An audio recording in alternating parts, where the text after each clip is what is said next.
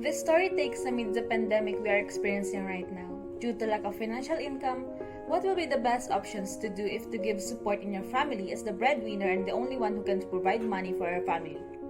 Let us see the story of Clara where she does all her best for her family. It's good to make a loan or not. What are the things you need to do if you have a loan or borrow money from someone? How to manage your money properly? Do you want to live in a place called London?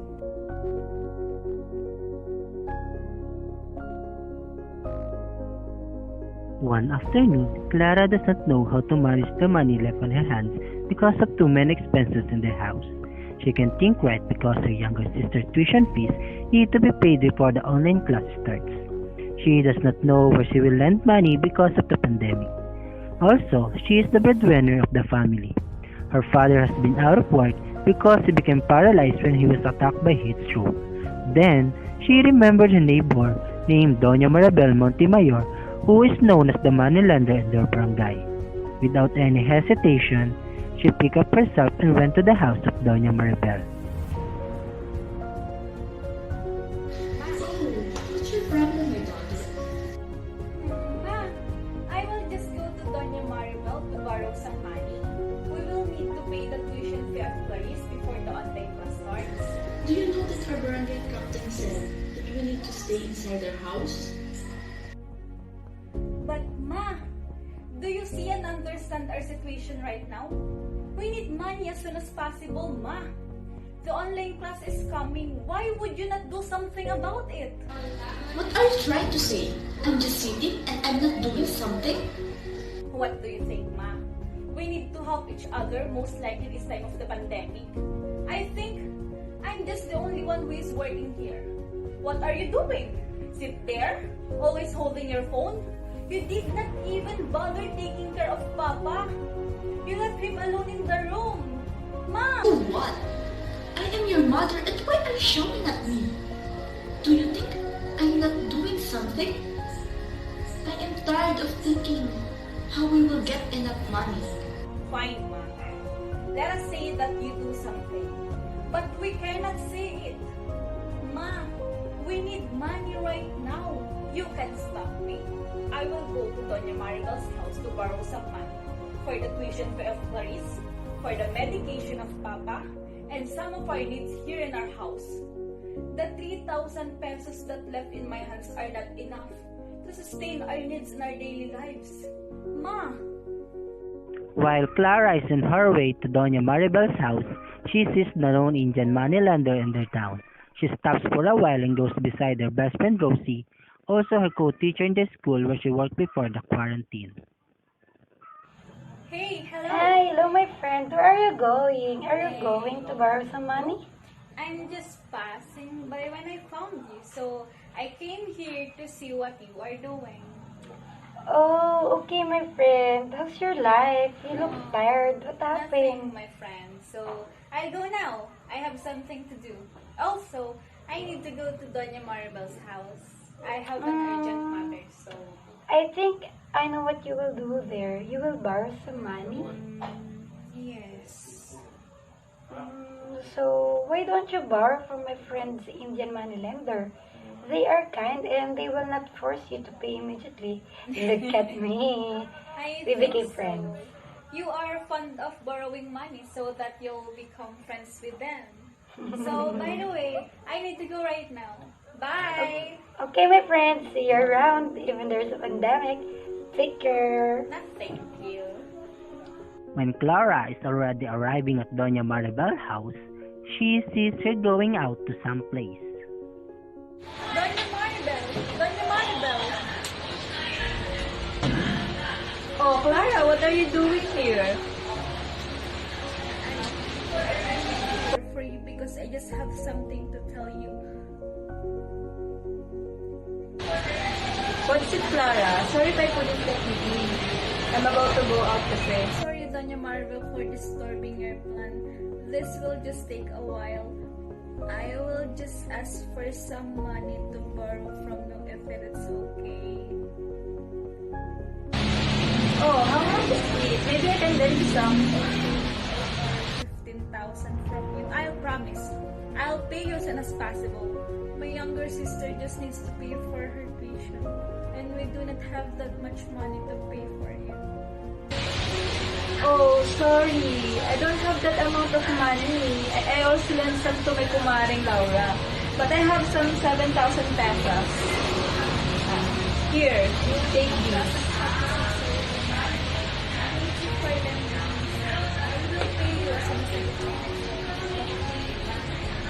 While Clara is on her way going back to their house, she feels sad after he turned her back from Doña Marbel. She still needs 8,000 pesos to complete the 10,000 pesos tuition fee of her younger sister. She thinks again to where she can get that money. She gets up herself and sees herself walking for the place where she can borrow some money.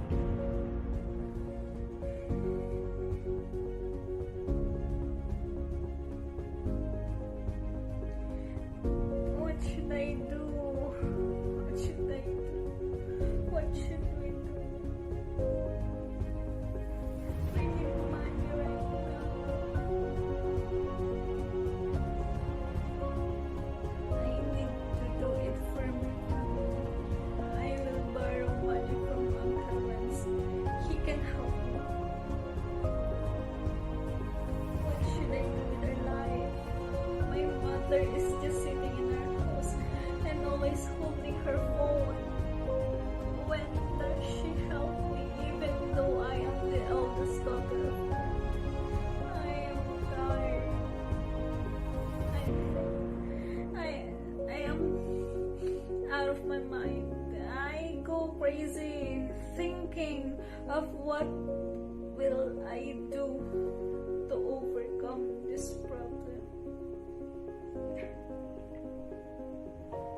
When Clara already arrives at her uncle's house, she noticed that there's no one inside the house. She shouts out loud to know if there is a person inside, but no one gives feedback to her. She waited outside the gate because she desperately needed money. Uncle Rans? Uncle Rans?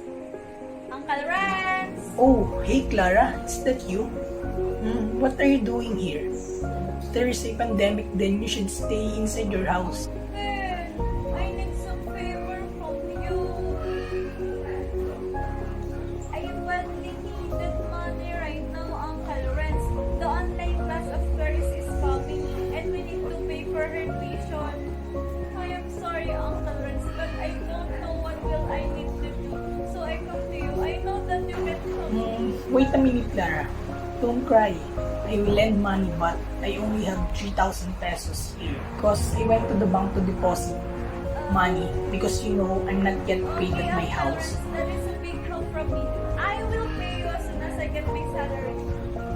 Okay, Clara, sure. No problem.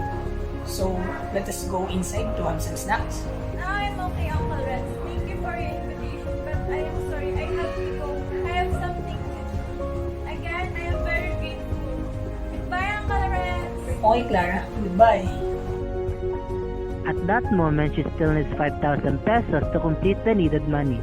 She felt upset, and as she goes again, she needs to think again. That was her only free day to go outside, so she needs to complete the 15,000 for the tuition fee for her sister and medicine for her paralyzed father. She remembered her friend Rosie and the two Indian money lenders, so that she immediately goes back to borrow 5,000 pesos from them. She called her friend to know if the two Indian lenders are still there. Hello? Hello, my friend. I want to ask if your friend is still there. Yes, my friend, they are still here. Why? Don't tell me that you'll borrow money from them. Yes, I will. I have no choice. Oh, okay. I'll wait for you here, where you saw us early in this morning. Bye. Oh, what happened to you, my dear friend? It seems like you've been raped. Are you okay? Oh, yes, I'm okay. Don't worry. I'm just tired of walking and running to get some money. Where are they? Who? Char. Let's go to them. But first, refresh yourself.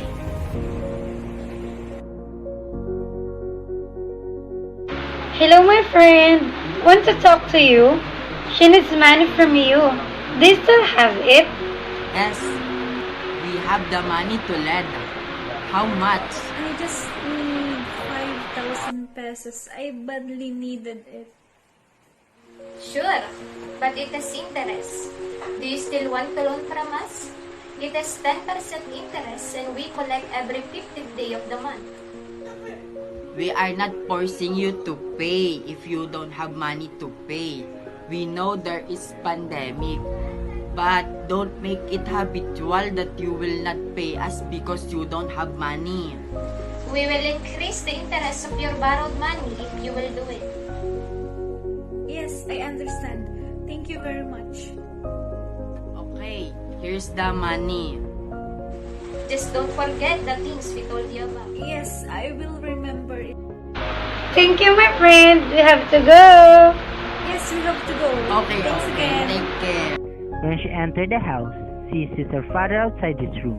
She saw him alone in the bamboo sofa and no one taking care of him. Oh my God! Why is Papa lying down on the bottom sofa? He must stay in his bed. Where is Mama? Ma? Ma? Where are you, Ma? Arriz? Arriz? Where are you? Help me here. Why? What is it? Help me here. Let's bring back Papa in his room. You can do it on your own. Why don't you do it yourself? Are you kidding me? Should I call you if I can do it by myself?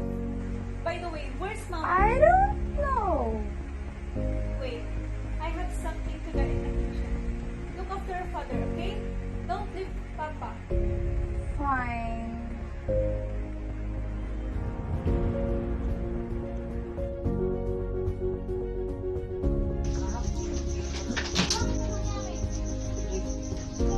Papa is hurt. Oh, but Mom, why are you on the floor? What is it? Papa. What? What is it, Papa? Don't worry, I will. Just relax. Grace, where are you? Why do you leave Papa alone? Clara, I'm really sorry for all the things that I have done. This is all my fault. If I only become a good mother to you and to your sister, all of these things will not happen. Please forgive me. I don't know what to do without you, my family, beside me. After what happened in their family on that day, with the money she borrowed from a different person, Clara can pay her tuition fee for Clarice and she already bought medicine for her father. Now the problem is, as a teacher, that's alright to borrow money from the different people without thinking about what should be the possible outcome? If she made the right decision in borrowing money from Doña Maribel, Uncle Renz, and to Indian money lender, or she may borrow money from the government, most likely she is the teacher. Let us hear the insight of different teachers about having a loan. In my case, I will give myself a loan because even though I have a high salary in the school I am currently teaching right now, I still need money for our everyday expenses. Now that we are experiencing a pandemic, it is hard for us to manage the money because of my online classes for my dear students as well as for my kids. The money that I saved before the quarantine is not enough for the payment of loan or the internet. Similarly to Dr. Luisa, I myself need a loan because I have a debt to pay that I used when quarantine started. I need to borrow money from different people or in a government to secure the needs of my family. It's not bad to have a loan because it must have a good purpose, not just like what you wanted. No, I beg to disagree with you, madam. I think you should not take a loan because anytime you borrow money, you're creating debt. The more you borrow without repaying, the deeper you go into debt. There is a chance that you will never get out of it. That leads to a myriad of other problems. I agree with you, Madam Lolita. Loans may lead to a myriad of other problems because you will think over and over again on how to pay your loan. You can sleep at night because you will remember your debt. And if the due date is coming and you don't know what you will do, then you will realize that you don't have money to pay your loan. From the scenario and arguments from the teachers, we can conclude that loans can create debt that may lead to myriads of problems. Without thinking of the possible outcome of having a loan, you are the one who will suffer because without repaying the loan, the deeper you got in your debt. You should know how to manage your money. It is not bad to give yourself a loan, but you must know how to shoulder the effects of it. Lastly, it must have a good purpose so that you will not regret it in the end.